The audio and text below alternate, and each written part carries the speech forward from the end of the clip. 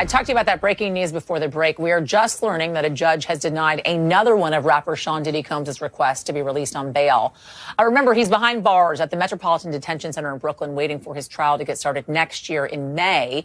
He's been detained for 2 months on charges of sex trafficking and racketeering, which he's pled not guilty to. Chloe Malas is following this for us.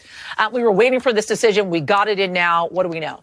All right. Well, it's 5 pages. And the takeaway here is that the judge is saying that no condition or combination of conditions will reasonably assure the safety of the community. And that was what New York prosecutors were saying. I was in court twice last week, and I listened to these prosecutors say that he was a danger to the community. And they showed that video, that surveillance video of him from 2016, brutally beating his then girlfriend, Cassie Ventura, saying that he has a propensity to violence, and that alone is a reason why we cannot agree to the proposed bail package. Now, his team had offered $50 million, a home of his in Miami as collateral, and they said that he would live in an apartment on Manhattan's Upper East Side, monitored by 24-hour security, that he would only talk to his attorneys, that he would only have, certain family members on a pre-approved list, and that, he would actually be under stricter conditions than he is at the jail in Brooklyn. But clearly,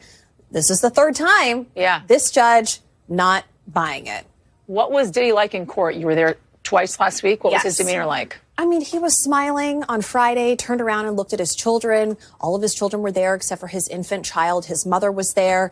He looked a little thinner. He looked a little worse for wear, but he has seemed upbeat and positive. And a few days earlier on Wednesday, so a week ago today, his legal team had a win, because his team was able to say that New York prosecutors wrongly obtained 16 pages of notes from his jail cell during a routine sweep, that it had his defense strategy, it had witnesses that they planned to call at the criminal trial in May, and the judge agreed that those should have been protected under attorney-client privilege. So there was a feeling today among reporter friends of mine and people in the building here that, maybe there's a chance that the judge, given he's taking several days to think about this, he asked for both sides to write a letter, that he might release him. But this is the third time. His team were waiting for a response from his legal team. They could appeal again. But we were talking to Danny Savalos earlier, and he said, they would have to propose something new and different to potentially be successful for a fourth attempt. Chloe Malas, thank you for being on this for us. Appreciate it. Thanks for watching. Stay updated about breaking